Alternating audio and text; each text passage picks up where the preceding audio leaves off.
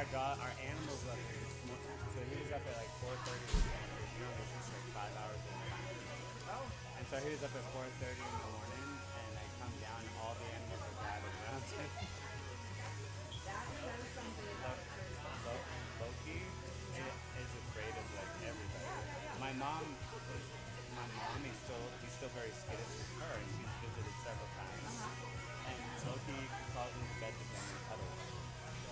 Loki and Legolas, Rainbow's dog, call into his bed and cuddle with him all night. Yeah, that's the heart right there. All some children know. Yeah. It's a heart of the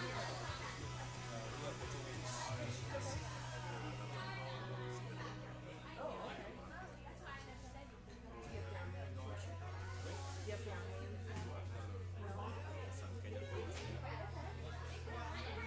I'm originally from Seattle.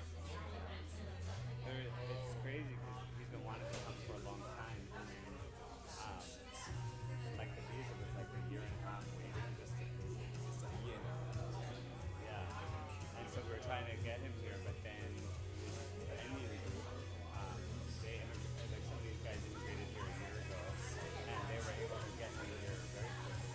And they paid for his ticket because they like helping other Kenyans. And so they paid for his ticket to come for 2 months. And then, and he was supposed to be here on like Monday. But he was sick, so he stayed back. And then the next day he wanted to buy a ticket for that day, but Kenya is like 12 hours ahead, 11 hours ahead. So he, in his brain, he was in Kenya time, so he ended up buying it for the next day. Accidentally, because he was in the next day. But then these guys at 3 a.m. just told him, let's take you to Kennebec, and they just hopped in the car and drove him and dropped him off and went back. Nice people. Nice people. I just get nervous. This is just beautiful. I just love it. I'm more Kenyan than him. Are you becoming Americanized? Actually, I'm an American. Okay. I like it. So I gotta turn into the Kenyan so that we can balance that question. I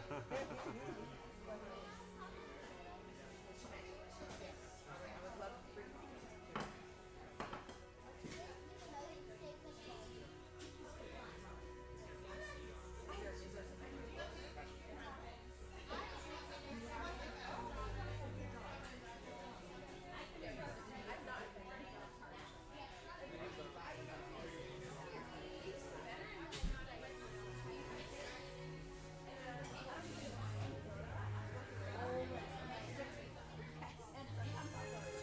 So I'm glad you got to meet my brother. Hopefully he'll be here next time.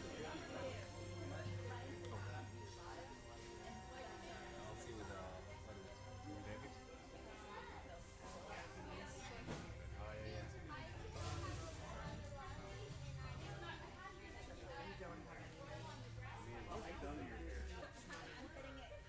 I want you to meet my Kenyan friend Alfred. You might know. Do you know Alfred? You know Alfred. Yes. Have you met him before? A long time. Yes. I've been down there twice. Okay. Is there right here, up here with you? This part was Sister Beauty Park. Nice to meet you. Nice to meet you. Talking today. Oh, yeah. How long you here for? 2 weeks. What are you doing down there? I just came to visit my brother. Works best to be on your cell phone. Yeah. Ronnie doesn't have to And then look for work. look for a while. If I'm gonna get a walk here, then I'd be happy to stay here. There you go. Yeah. So you have met before, right? I think so, yeah. I live here. Yeah, it's been a while.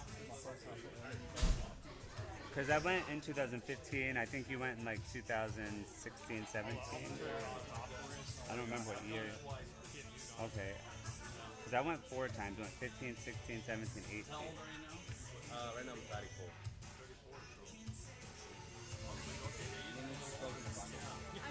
I was there for 2011.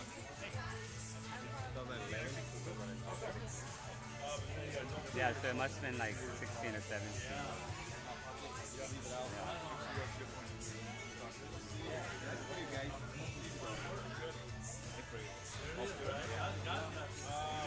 This guy. And that way all you have to do is worry about that. You can pull it all the way down. Counting and finding.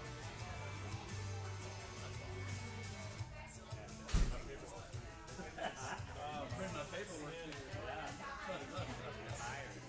announcements.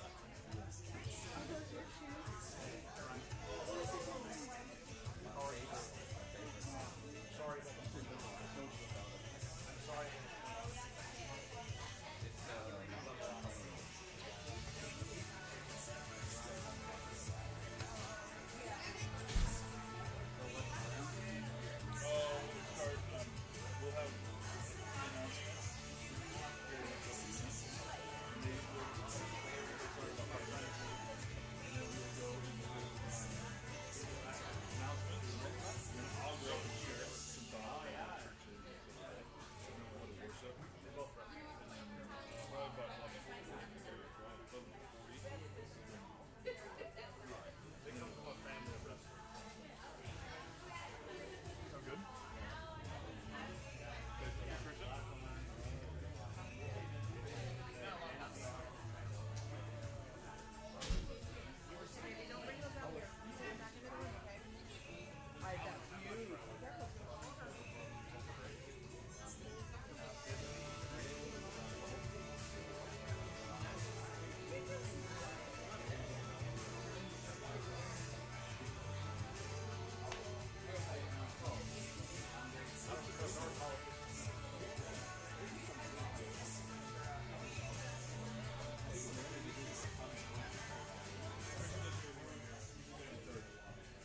Hi guys, I'm just letting you know we're gonna get ready in 5 minutes, so enjoy your chit chat and find a seat soon and get some food. But see you in 5 minutes.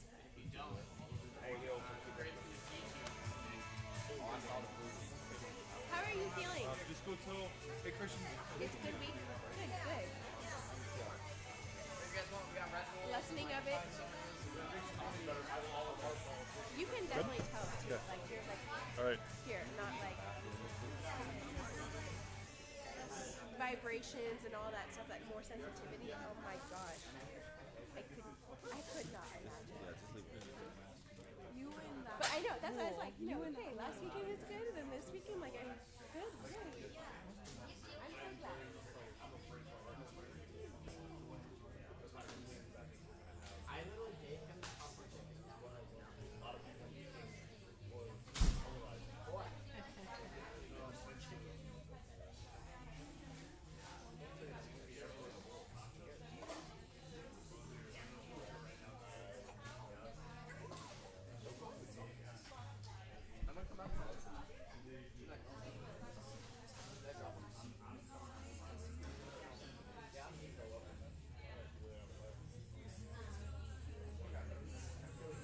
I'm so glad.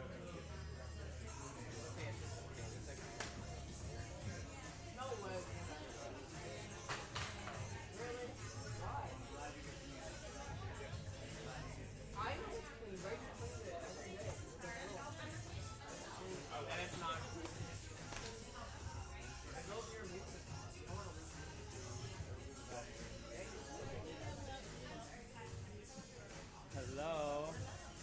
Congratulations on your marriage. It's like 2 or 3 weeks now.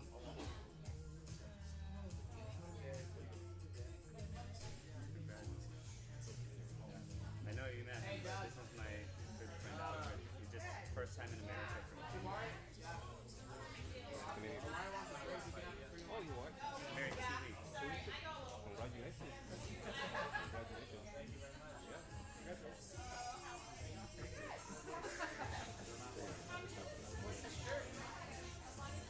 He's an African, I'm an American right now.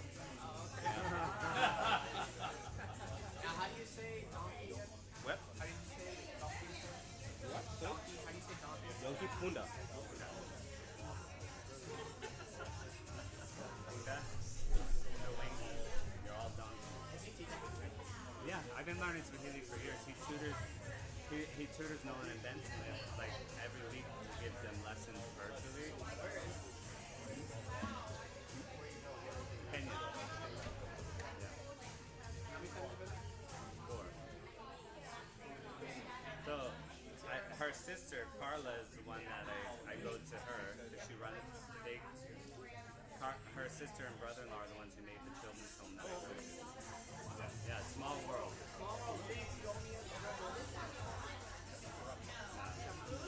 So, but yeah, I met him in 2015. First time we went, we just became good friends. Yeah. You want to grab some food real quick? No.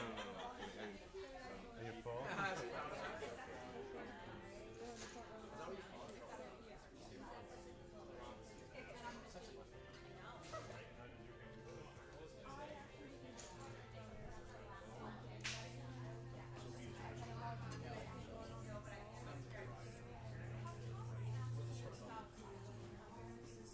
Congrats, by the way, Nicole.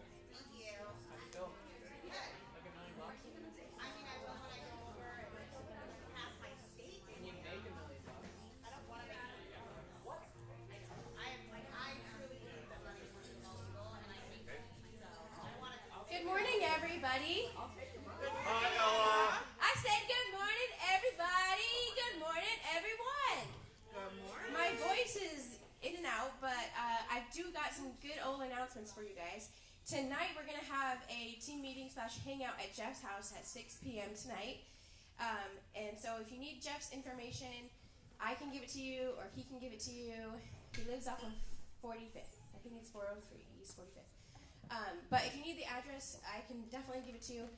And we'll see you tonight. We're just going to talk about the mission and the values and ministries. So we haven't gotten together in a couple of months, so excited to see everybody. And then we have coming up, we're going to be going to Windust on July 28th. So that's going to be at 10:30. We're going to meet over at Windust, and it's about 45 minutes from here. I'll get the address posted onto Facebook and then create an ad so I can send out the to everybody through text message. And then here in a few months, it's coming up on Veterans Day weekend. In November, we're going to be going to Camp Luther Haven again. So if you guys want to save some money, then get your $50 deposit in before August 31st. So give the money to Josh, and then we can get your name signed up. You can save yourself some money. It's a $50 deposit, and then if you need the price info, it's going to be on our board, or it's listed onto Facebook, or you can ask me and I can send you the details. We would love to have everybody come. It was a hoot and a half last time, so we would like to make it a full hoot. 2 hoots. Anywho, I'm going to have Erin come up here real quick because for those who have children, we are going to be doing VBS again. So without further ado, she's going to be giving us some announcements on that. I have children. Good morning. Yes, you do have children. Happy birthday to you and happy birthday, Ella. Happy birthday. Yes, so we are super excited about Vacation Bible School. We are going to do it, we're going to start at Windust. Oh my gosh, I was thinking of the camp. We're going to do it at Windust on the 28th of July. And then Monday and Tuesday, we're going to meet at the Union Park at 10 a.m. And then on Wednesday, we're going to go over to Pasco, the Fairchild, and we are going to watch a movie. We're going to do Migration, which is a super cute movie. We watched it. So we're excited to have everyone come. It's not just for the children. It could be for the teens. It could be for the grandparents. It could be for the parents. It could be for the college age, whoever. All right, thanks. All right, so that'll be coming up, and I'll get some details out on that on Facebook and through text messages. But before I get Jeff up here, I did want to sing happy birthday to not only Ella and Christian, but to Austin as well. So everybody, happy birthday to you. Happy birthday to you. Happy birthday, dear Austin, Christian, and Ella. Happy birthday to you. All right, I'm going to have Jeffrey come up here now. Jeffrey. Awesome. Thank you. If you weren't here last Wednesday, it was just really cool. Or not Wednesday, but Sunday. It was really cool to see. We went to the park, Howard Amon, and we had a number of baptisms. We put them on the screen up there. But we have Elijah who got baptized, Cassie, Steve, And these are just really cool things to see as a church, to see the lives being changed, and to hear their stories. If you recall, a year ago, this last month, somebody else got baptized. Yeah, she just walked away. Jonna, she got baptized a year ago. And in fact, somebody who's going to be sharing today also got baptized about a year ago too. It's just really cool to see the baptisms taking place, lives being changed. We had Benson get baptized up at Windust in July, right? And that'll be a special time when we go back up to there on the Snake River. And I just shared this because when we think about church, there's a lot of different things that we think about. In fact, this morning I went ahead and brought this little guy. Take him out. This little tree, and he started out just as a little seedling. I stole him off my dad's deck. They couldn't be here this morning with us, but this guy started this small a long time ago, and now he's this big. And this tree will continue to grow 15, 20, 25 feet tall. But the reason why I bring this is because I don't know what your thoughts are regarding what church is. But sometimes it can be very easy for us to kind of just come to church and enjoy the worship, enjoy the message, be encouraged, without recognizing the power the church has to not only transform our lives, but for it to transform our lives in a way that God uses us for kingdom purpose to transform the community and the world around us. And I know that right now the church right here that we are planting a couple years ago was really small, and it's growing. You can see the baptisms. You can hear the stories. But it takes all of us. God designed the church to take all of us so that in doing so, we all grow so that it spreads. And it changes us as we change the world around us. And so I just share that because in the size that we are, the church plant, but no matter how small or how big or how middle we are, God's design was for the church to transform us so that through the church it transforms the world. And so in that, I just encourage you, be a part of God's design and bring definition to that design, what we are to look like, how we can serve each other so we can serve this community and the world around us in a greater way. So, excited for today, excited to be able to hear, Jamari's going to share, he's here this morning, and I'll introduce him here in a little bit, but he's going to share his story. He comes from Pacific Northwest Christian College. He and I got to know each other a long time ago, 2 years ago. So I guess that's a long time ago. But it's just another way in which this church, is continuing to reach out and see lives changed and be a part of that and hear stories too. So I'm going to go ahead and pray, and then we're going to open up with worship. God, we just thank you for this morning. We thank you for the opportunity to come serve you and worship you. We look forward to what you're going to do in our hearts and our lives with stories being shared. We call them baptisms a week ago. Just being thrilled over your activity in our hearts and our lives. And I pray that you would just lead us to who we need to be and draw us together so that together we can impact those around us, Lord. We pray this in your name. Amen.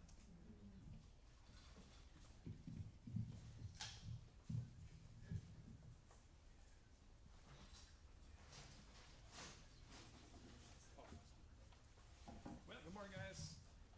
Good morning. Good morning. Just gonna break it down to this Sunday and just do all acoustics. So I like worshiping at home in my living room, sitting on my couch. So like, hey, why not do that here, right?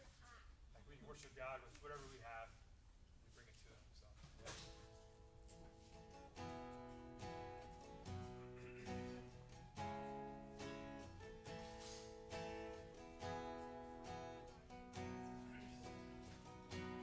Bless the Lord, oh my soul, oh my soul, worship His holy name,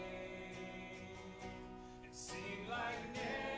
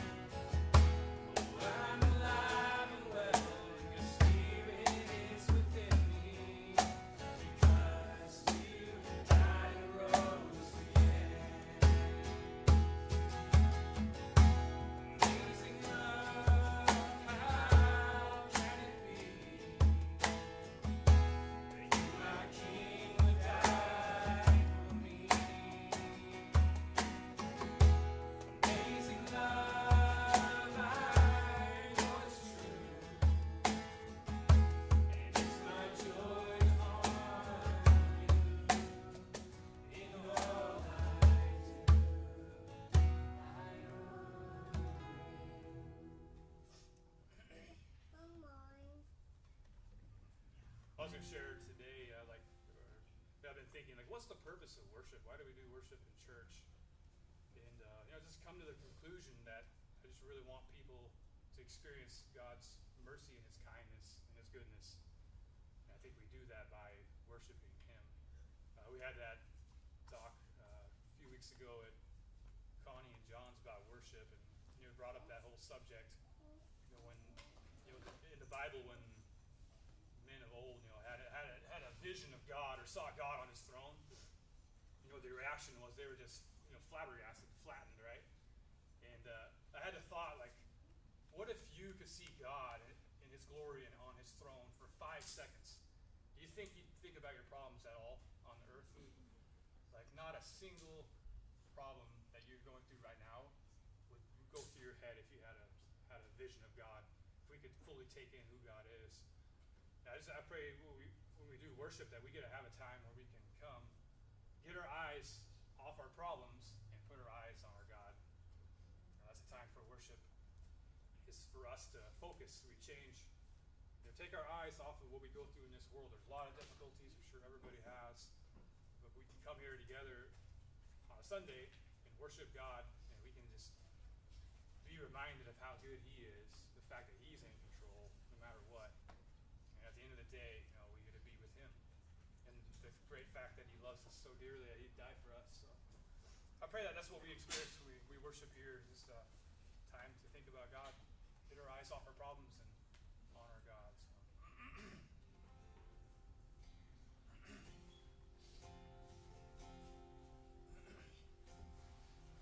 How deep the Father's love for us,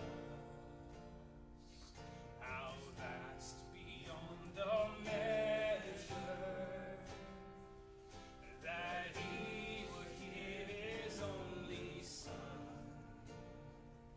to make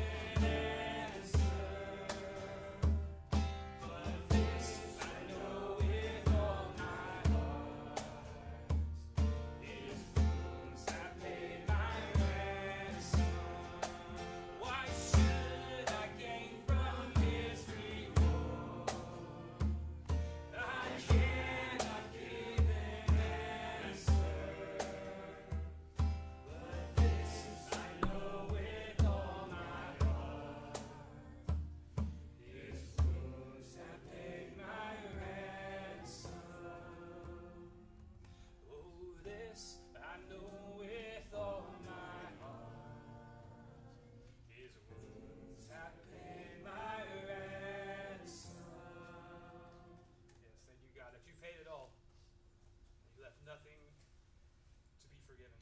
You've washed us all the sins away, God. And thank you that we can rest in you and your complete work, that you've done it all. You've accomplished it all. We worship you for that. We love you, Jesus. Amen.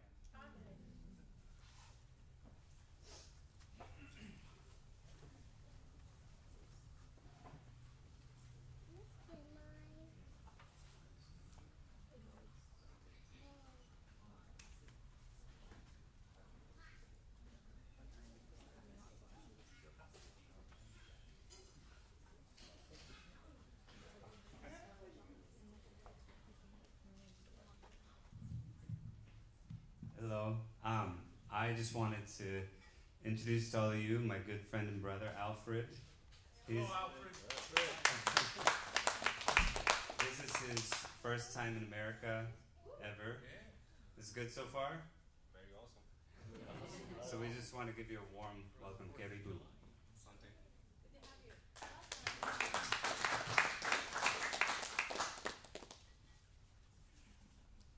All right, I'm gonna go ahead and use the mic. Jamari, like I said, he came from. You can come on down.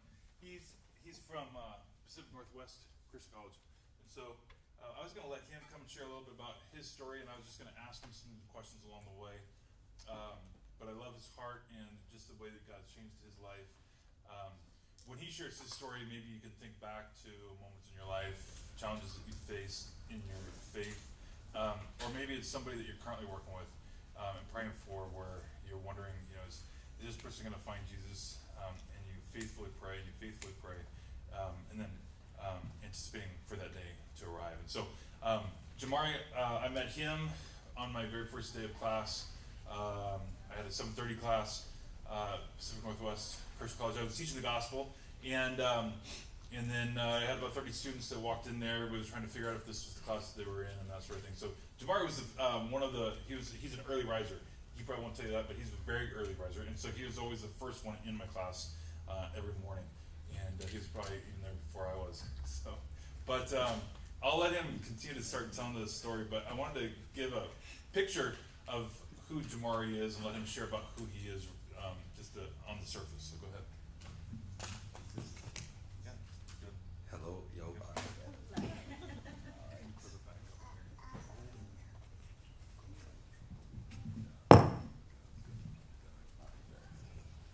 All right. So I definitely brought a pair of shoes because I love shoes, and that's like a part of me. And this shoe, it basically explains who I am and who I was before and how I am changed now.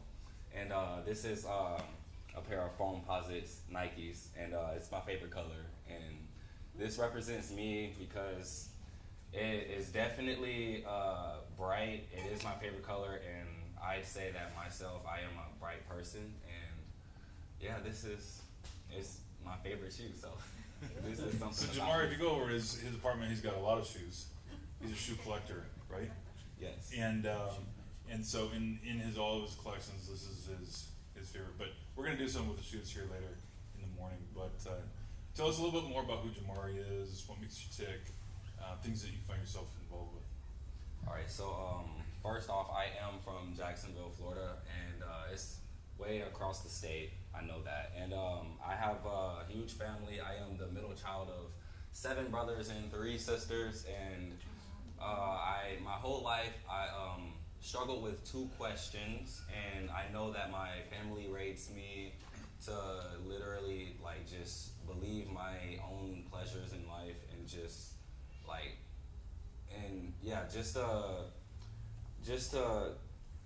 they raised me to know and live for my own pleasures and my own happiness, and that took me to living in Florida for about 17 years, and I lived there, and I moved here to Washington to play football with my stepbrother and my stepmom, and I first started at the high school, Hanford High School, and I actually went there for 2 years and stayed here for another year, and that extra year brought me to move into Arizona because I felt like I needed to be out of Washington for a little minute.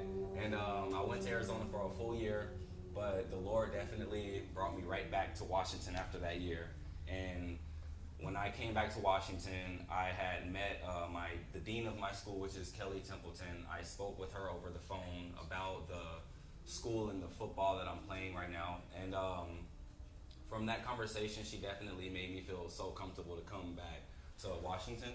And from there, that's where I started my first semester, and I met Jeff. He was the first class that I attended there, and his class was the gospel class. I didn't know anything about the Lord or anything, so it was kind of interesting to me, but I didn't know anything about it, so I just came as just wanting to play football and everything. I didn't know what I was going to be hit with, but at the same time, his class definitely taught me a lot. And then I know the second class that I had on every Tuesday, it was Dan Waterich's class, and it was a Bible intensive reading class, and he taught me how to read the Bible, and Jeff taught me the gospel. And I do want to say the reason why I'm at the college is because I really wanted to play football. I've always played football my whole life. I played soccer and I've ran track, and football, I really felt like I can do something more than what I've been doing ever since I was younger. So that's a huge reason why I'm at the college, and that is why I am at the. That's why I transferred from Arizona back to here, and now I am here today. So I had mentioned earlier, a year ago he was baptized, and so during the journey of his first year at the college, is kind of, I think, when he started exploring faith and the gospel and a relationship with Jesus Christ. I remember the first day he came in, and that's a great time to capture snapshots before pictures of students. But he went to the back of the class, and he was always a little bit further than everybody else, and hood over his head, and just kind of closed off. And he was in his own world, in his own zone. And it wasn't unique to Jamari, because we have a lot of students. I would say 90% of our students who might fit that category. But I just recall just seeing him in the back, and one of the things that I do as a professor in all my classes is try and work really hard to just connect individually before we even start the class. And if they show up late, then we just keep connecting until everybody feels as though they belong. And from that vantage point, it was really cool to see the change begin to take place in Jamari, where he started interacting with people, building community, building relationships, asking questions, beginning to enjoy the class. What was something in either Dan's class or in the gospel class that kind of stood out to you that made you go click spiritually? So spiritually, something that definitely stood out to me is learning the gospel, and I always wrestle with two questions in my life, and the first question was how the world was made, and I had no idea how the world was made. I always went to sleep like, how is there a sun? How is there a moon? How is there clouds in the sky, animals? And then my second question, I always wrestled with how the first person was made on this earth, and how that went from family to family and all of the people that's in this world. I wrestled with those two questions, and what made me click in the class was one day, Jeff was speaking about the gospel, and we were in the first chapter in the Bible, which is Genesis, and I was like you said, I was in the back of the class. I probably was like on my phone or something, not really paying attention, but at the same time, he was speaking about Genesis, and he was like, the Lord created the sun, the moon. He did that the first day, and then he did this the next day, and then the third day, and he rested after each day. And he was like, and that's how the world was made. And I was like, wait, are you serious? That's how the world was made? And I'm not gonna lie, that stood out to me. And from that day, I was interested in the book of Genesis, because that was the first like time I ever heard of how the world was actually made, and it was so detailed, and how Genesis literally teaches and explains how the world was made. And that definitely stood out to me in the gospel class that Jeff taught. So now when Jamari's faith began to kick into gear, one of the things that we talked about in preparation for today is just a series of faith trials that he's gone through. Being able to journey with this portion of Jamari's life, he's been able to share a lot of his backstory of who he was and how dark it was. Whether it was from family or from friends, just the challenges that he faced, decisions that he was making, that it was a miracle that when he got to Pacific Northwest Christian and that he's still alive. It's just kind of one of those backstories where you see God's hand on his life, and no matter whatever way the devil or death tries to affect our lives or his life, God continues to shield and protect, because he's got a calling, and he's going to preserve that calling.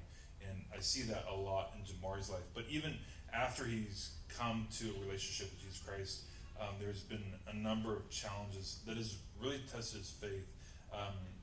And you may be in a faith challenge right now that you're going through, but the going through these faith challenges has only strengthened his faith.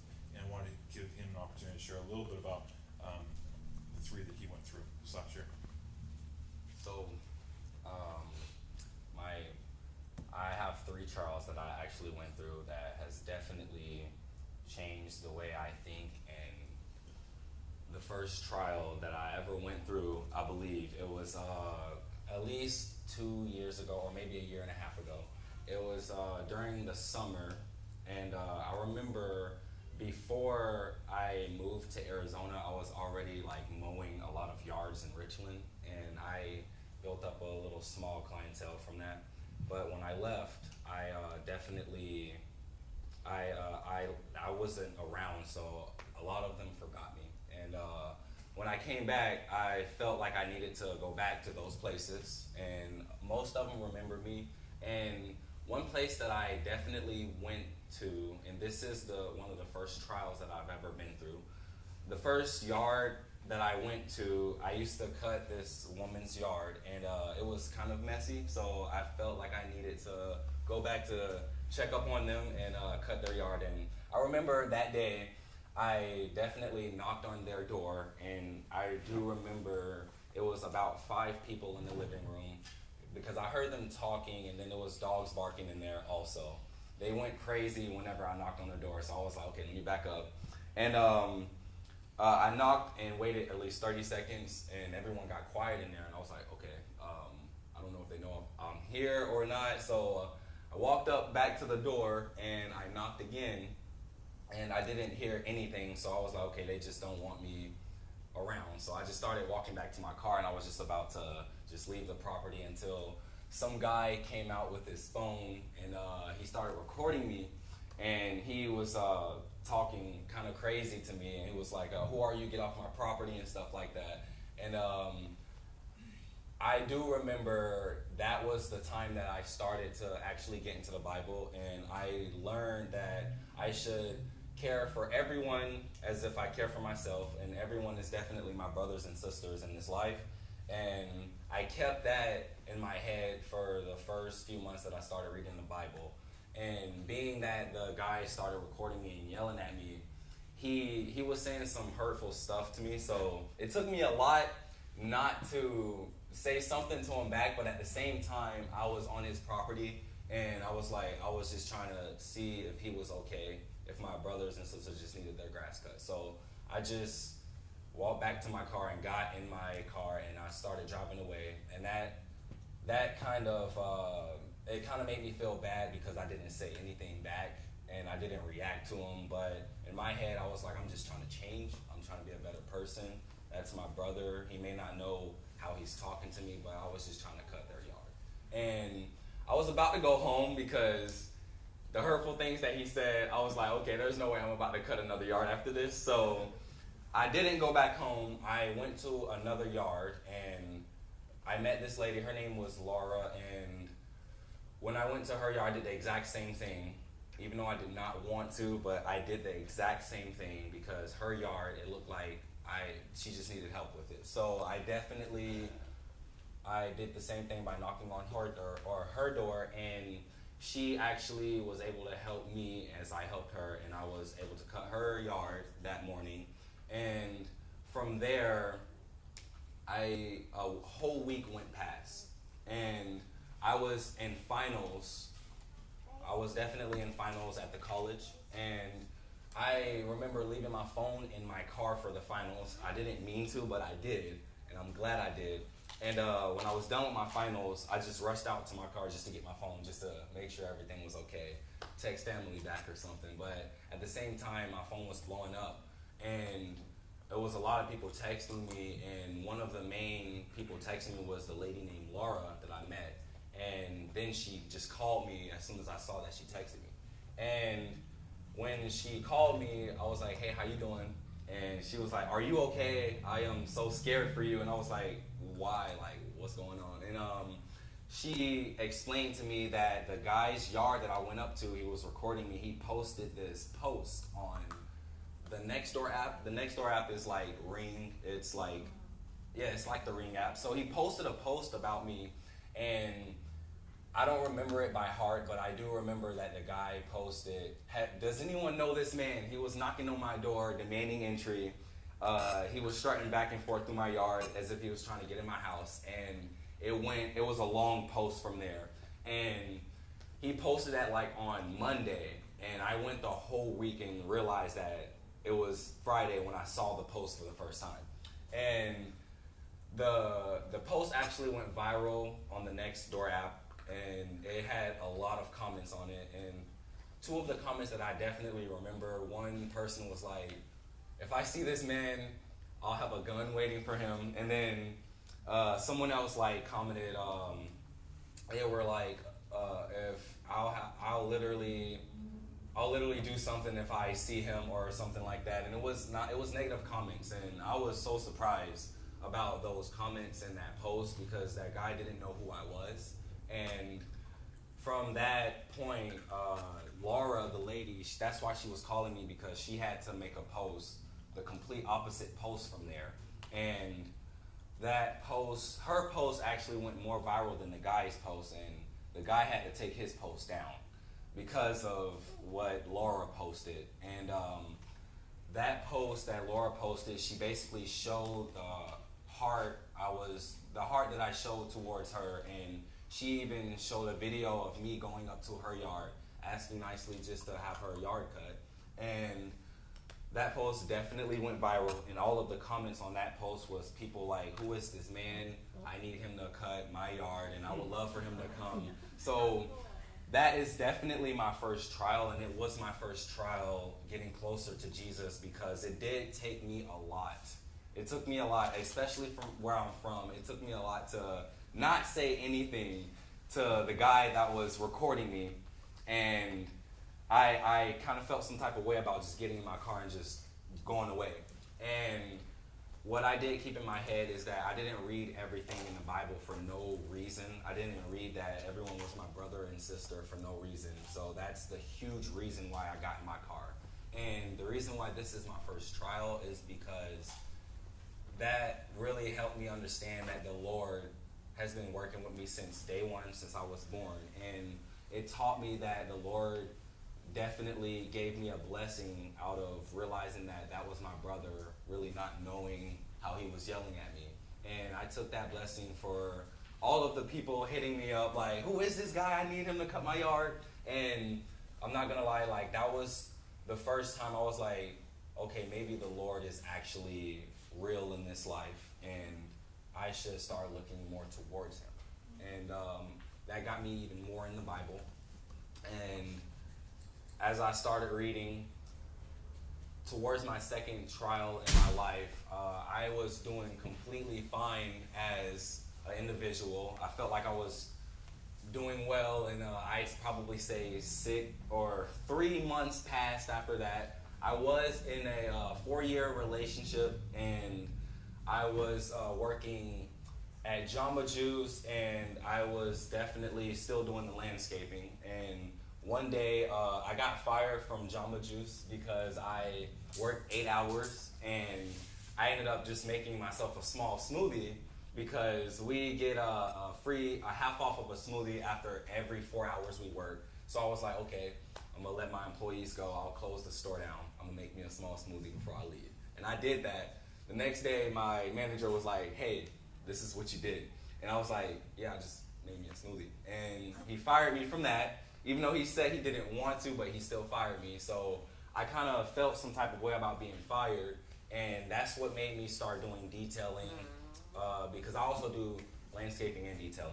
And that happened, and then I realized from Jeff's class what I learned about like relationships and marriage and everything.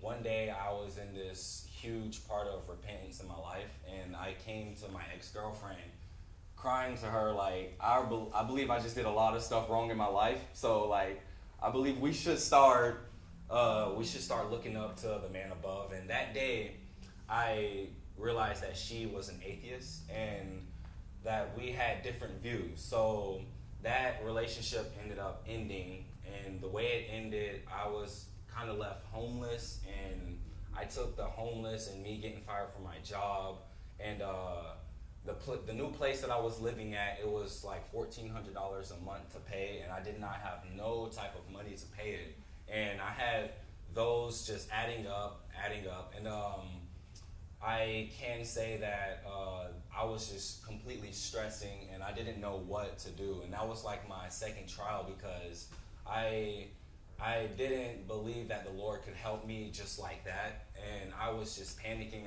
I was actually going crazy, and I remember I was going so crazy here because my car ended up breaking down, and then when my car broke down, I tried to call whoever I could to come and pick me up, and when I tried to call someone, I dropped my phone, and my phone broke. So I was like, okay, what is going on?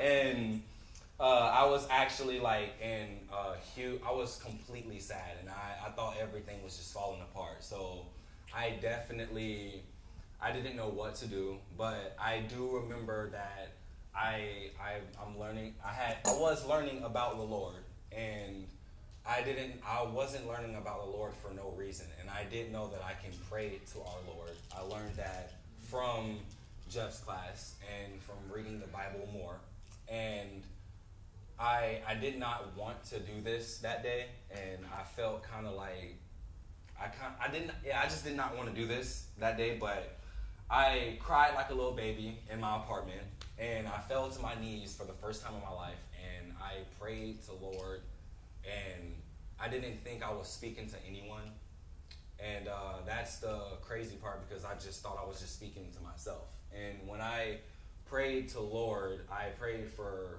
guidance and for help, and because I didn't see anyone else.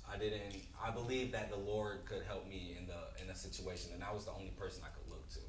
So after I prayed, I do remember I went into a deep sleep, and I woke up from a call the next morning. And the next morning, the dean of my school, Miss Kelly Templeton, she called me and she was like, Jamari, there's this guy that knows you from mowing his yard like last summer or something like that. And that guy, I didn't know who he was until Kelly explained to him. But I do remember last summer, I was definitely cutting a huge backyard, and there was this huge dog barking from like the yard over, just going crazy at me because I was probably annoying him with the lawnmower, and the dog was barking so loud to where, like, I'm not gonna lie, I turned off the mower and I started yelling at the dog myself.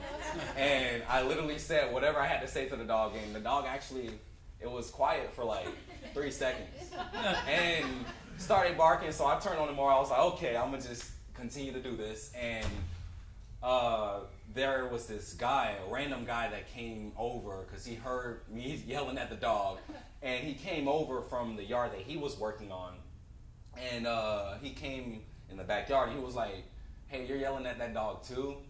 I wanna kill that dog also. So I was like, okay, so we're on the same page. You know about this dog. And that day, and during that time, I met this guy, and we talked for like 15 minutes. His name was Barry, and I completely forgot about him going into my year.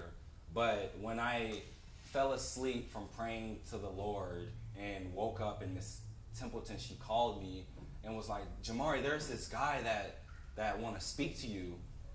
It was Barry. And I was like, oh, that's kind of crazy. He remembers me, stuff like that. And Barry was going through something in his life to where he had a lot of money fall through or whatever. And he called the school and he was like, I'm looking for this guy. I just, I got like some money that I can't just save for myself. I would love to just give it to someone. And that kid, Jamari, was the first guy that I thought of. And I know he goes to Pacific Northwest Christian College. And Miss Templeton, she connected me with him. And when I got connected with him, I was like, oh, I remember you. So I went over his house, and that day he explained to me what he was going through, and I explained to him what I was going through. And he gave me enough money to get my bills paid, to get a new car. He actually gave me a new car for free from one of his friends, and he was able to help me out through all of the trials that I was going through, my phone breaking, my car breaking down, and everything just adding up. I thought my life was just going downhill, but at the same time, I got on my knees and prayed, and my prayer was answered the next morning. And that was one of the craziest things that happened to me in my life, because I was like, no way, the Lord really actually heard me and answered my prayer within hours. And I really thank Barry for doing that for me and for helping me understand that the Lord definitely, he works if you just speak to him and pray towards him. And that was the second trial of my life, because I realized that as long as I continue to work on myself and learning more about the Lord and sanctifying as a person, that your blessings will come. And that's what I believe for the last 6 months of my life. So this leads into the third trial that I actually went through. And I was doing completely fine, and I was living as if I do everything good, I'll just continue to get my blessings and everything. And next thing you know, I lost one of my jobs because I thought that I was going to get a better job at a bank. But I ended up training, and they took a person that was bilingual over than me, because I do not know how to speak Spanish. And they chose him over me, and then I was like, okay, let me try and get this job back. And they told me that they couldn't accept me back because I already put in my 2 weeks. And at that point, I was working at Elements Massage, but my football season definitely started. So I didn't have too much time, so Elements Massage let me go. And I did not have no job for 2 weeks, and I didn't have any money coming in to pay the $1,400 that I was living in this apartment. And my money definitely wasn't looking right, and it came to that point in life to where I had no money to pay my bill, and my bill was due. It was already due, and then I had 3 days to pay it, or else I had to get out. That's what my landlord told me. And I started panicking because of that, because I thought I was going to be homeless or whatever. And I remember thinking to myself, okay, if I'm doing everything right in my life, what is the problem? And I'm not going to lie, I learned in the church that I go to now. I go to a home church with Miss Templeton. She's the dean of our school. And they told me that you can speak to God however you want. And I remember I started to get frustrated, and I got out of class one day, and I went over to the mall because I just didn't want to be home. And I went and parked outside of the mall. And when I parked my car, I was so mad to where, like,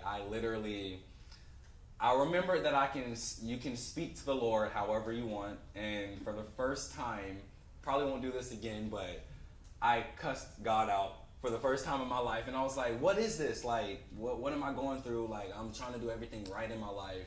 Why am I going through this same situation? Why do I feel like this? What's going on? And that led me to being frustrated. And then I started looking around, and I was just looking at all the families having fun. And I felt alone. I really felt alone, because my family, from Florida, they wasn't here, and I didn't realize that I actually have family, church family here, and I just didn't want to speak to no one. I was basically secluding myself from a lot of people at that time in my life, and this was actually about 5 months ago. This day it was happening when I parked at the mall, and I do remember my brother Jalen calling me from Florida, and he was like, I know you're going through a tough situation, but I can give you at least a little bit of money for you to get on your feet. And I was like, that's okay and everything, and I started just going on a rant with him. Next thing you know, my phone dies. And when my phone died, I was like, okay, it's always my phone. Something going on with my phone. And my phone died, and I just started crying again, honestly, because I just felt like I had no one to help me. But I did remember that I had the Lord above, but at the same time, I was going through so much to where I didn't really believe that the Lord could work in my situation that I was going through again. I didn't believe that he could bless me like that again. And it wasn't happening or whatever. So that's why I was just like, what's going on? And as I looked up around, I remember looking at like a yellow car. They had like a family of four. It was 4 girls in there. They were laughing and having so much fun while I was just crying like a baby in my car. And I was just like, okay, maybe no one cares about me. And I told myself, maybe I didn't ask to be in this life. Like, I'm tired of going through this.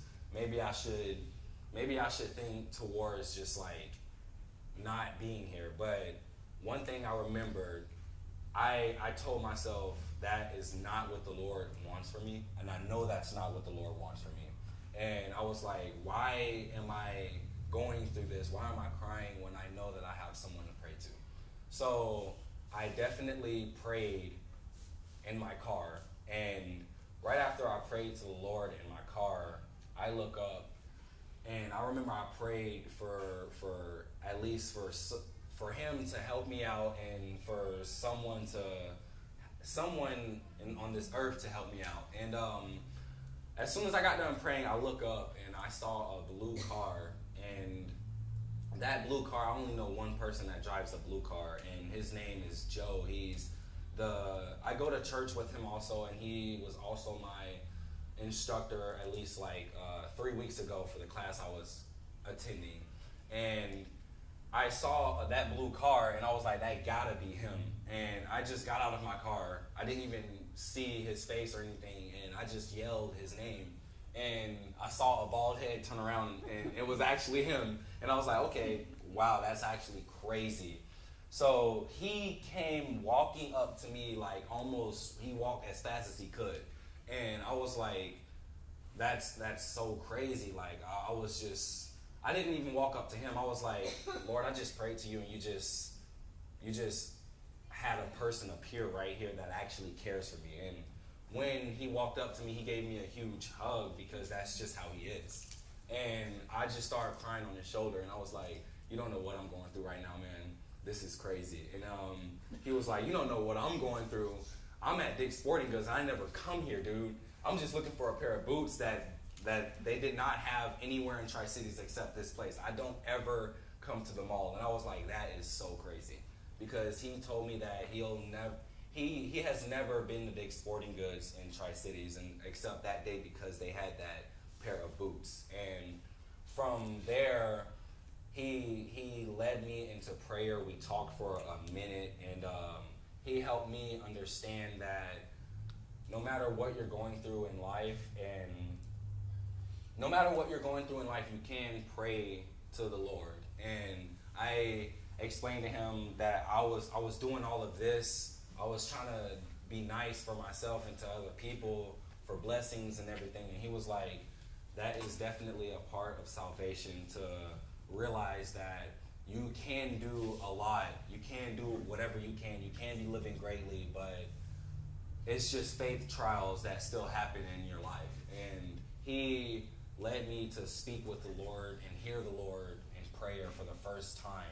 And I do remember the Lord literally telling me in prayer, I thought I was speaking to myself, but it was actually the Lord speaking with me. And the Lord told me that he has me, he loves me, and that he got me, and that I am here to be connected with everyone else on this earth, just like how we all are supposed to be.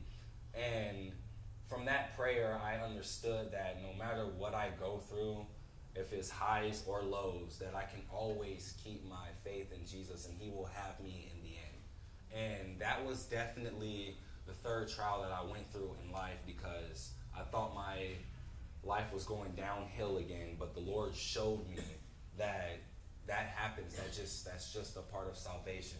As long as you keep your faith in the man above, he will literally bless you, and he will be with you. And two Bible verses that I know, one Bible verse that I know that helps me remember that is Matthew 6:33. And Matthew 6:33 it says specifically, seek the kingdom of God and live righteously, and the Lord will be with you and basically bless you. And I keep that verse in my head to keep me going, because I did not know that before.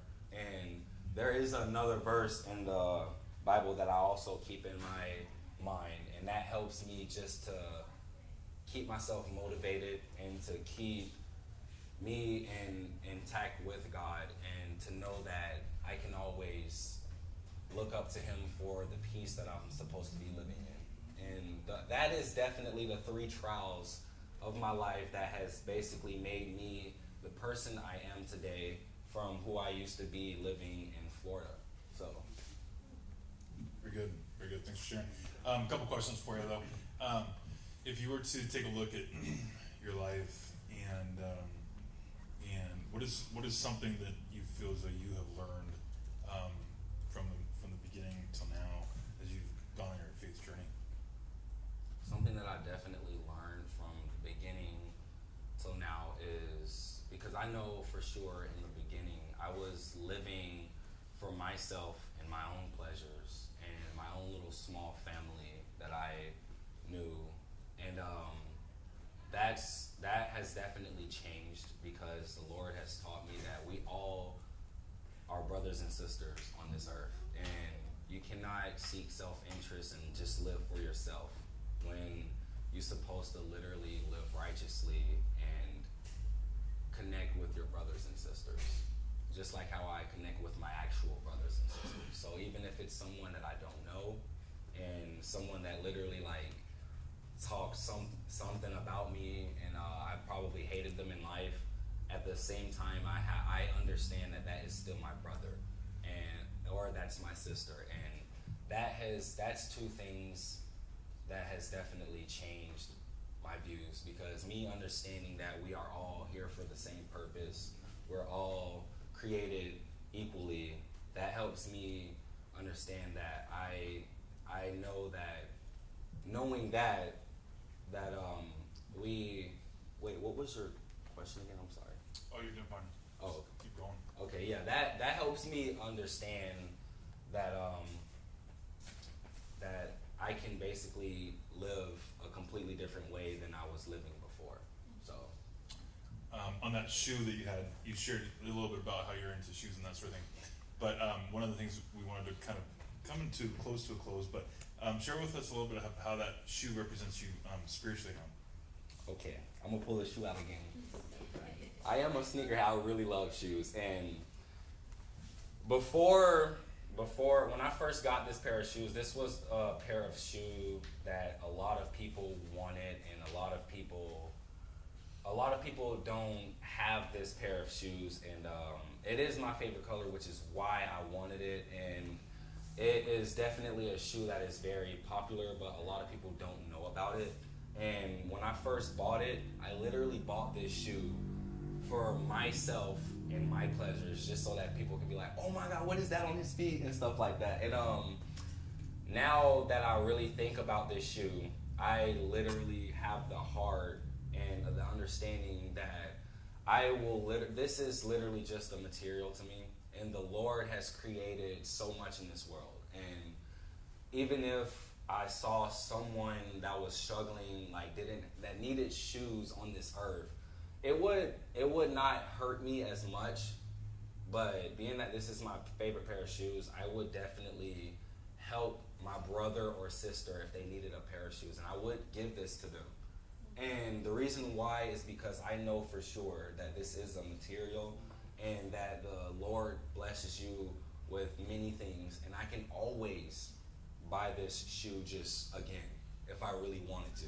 And I did not have that thought before, because I would not even pull these out the box. I would not show anyone.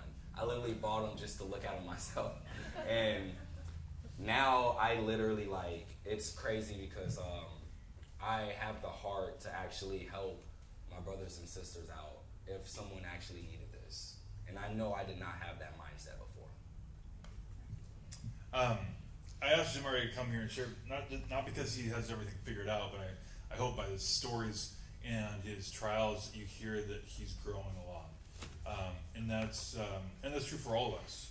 I don't think that any one of us, we can sit here and say, hey, I've got it all figured out. The growing spiritually is a faith journey. And then God is so good to faithfully journey with us through our highs and our lows, through our struggles and our doubts. The times that we yell back at him and we don't know what we're saying, but we're screaming at him why. And yet God just continues to love on us, and he continues to grow us. And what's so neat about Jamari's story is that over and over again you see God working. When he calls out, God answers. When he goes through the trial and he doesn't want to come out of that and do what God may be calling him to do, and yet he does, you see God faithfully come alongside of him and reminding Jamari of God's presence and his goodness.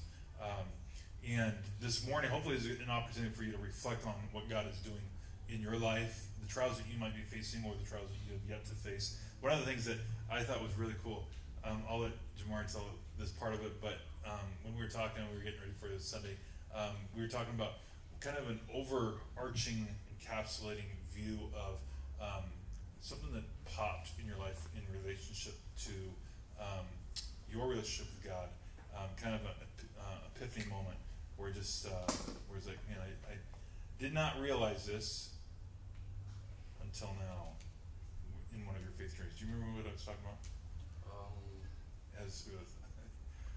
When Barry kind of knocked on your door and he says, how can I help you? Okay, yes, I do know. Okay. So, this is kind of like encouragement for anyone that's going through a hard time in their life. And I'd say this is encouragement because this definitely encourages me.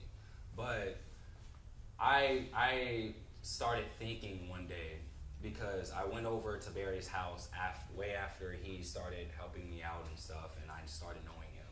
And I went over, we were watching the Chiefs game because I'm a Chiefs fan. And after the game, he started showing me like his old cassette tapes of like random people in class. And he showed me a video, and he was like, do you know who this guy is right here? And I was like, no, I don't know who that is. Kind of look familiar, but I don't know who that is. And he was like, that's Jeff. And I was like, you tell me that's Jeff? And that was Jeff when he was very young, and he said, Barry told me that I was his youth pastor. And I was like, yo, that's crazy. And that was so crazy to me, because I'm just like, okay, like, the Lord has been working for a very long time. And I don't know how long. Ever since he created everything, he has been working. And I understood that, because if I met Jeff way before I met Barry, that was very interesting, because it tells me that the Lord he born Barry to do what, and it's crazy because Barry told me that he never thought that he'd be a youth pastor or the person he is today. And the Lord born Barry to be who he is and grow up to be who he is. And he literally helped Jeff as he was younger, and Jeff was able to help me when I came to this college like 2 years ago. And I was just like, okay, if Barry was born and then Jeff was born way after him, and then I was definitely born way after they were been living. Jeff is old. Yeah. I was just like, okay, let me just think. And this is why it's so crazy, because I'm just like, okay, the Lord is him, meaning that the Lord he's powerful.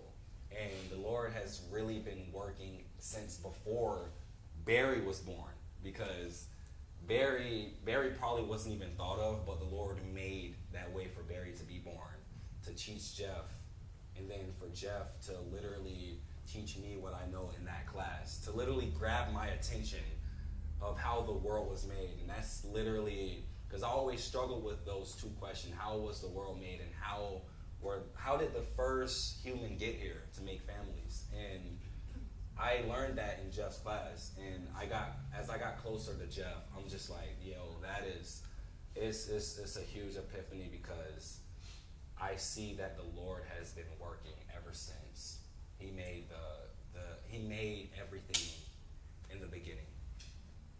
Yeah, it's really cool. With the trials that Jamari describes this morning, you can see God work right away, and yet you also see God work in ways that took decades, if not centuries, and then finally it comes to fruition here in this moment. And Barry was one of my 2 youth pastors growing up, and so it was really neat to see that despite Barry's challenges and trials that he went through to grow him to be who he needed to be, and pass that on to me, and then my life engaged with Jamari's, and just this huge full circle, and how God just continues to work, and He continues to work, and like we've been talking about this morning, He's continuing to be faithful in all that we go through, so that we can be all that He created us to be. And so, pretty incredible. So, I'm going to go ahead and pray.